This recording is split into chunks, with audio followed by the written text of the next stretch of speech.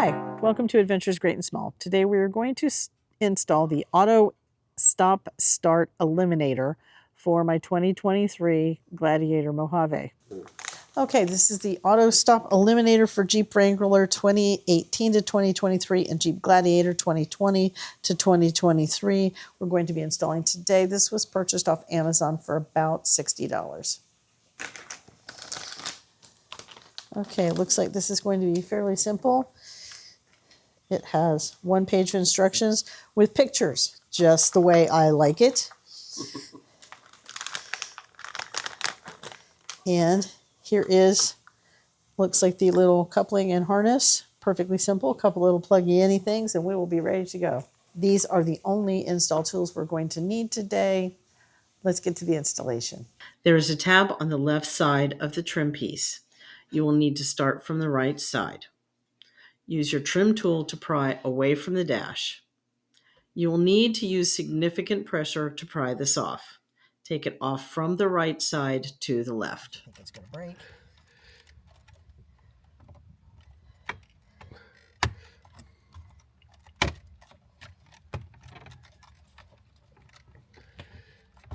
Last little bit, and we're out.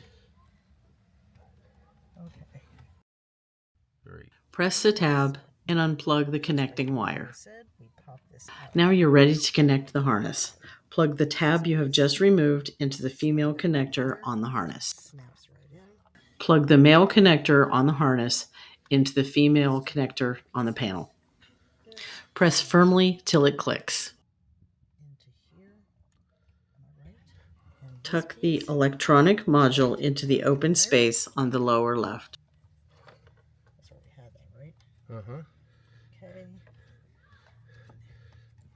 Okay. That tucks right in there. And then we slide this back. Okay, this is... The tab needs to go under the lip of the dash. Here has to go under here. Okay. Make sure the ignition module wire is tucked in before you try and put it back together. Insert the left hand side tab first and work from left to right. 3. Press firmly until you hear all of the trim tabs click in place. It takes approximately 8 seconds for the module to turn off the auto stop after starting the engine. After waiting just a moment or two for things to warm up. Okay, we have stopped at the stop sign. The indicator light is still on, saying that it is disengaged for the on-off at stop. As we come over here, we notice that the tachometer is still reading RPMs, and there is no indicator light saying that the on-off switch is on. Okay, we've completed the install. It took me a little longer than anticipated because my fingers are not as strong as they should be, and I kind of wimped out a little bit on trying to get it off of there because I was afraid that I would break it with my tiny T-Rex hands. The link to the product is in the description.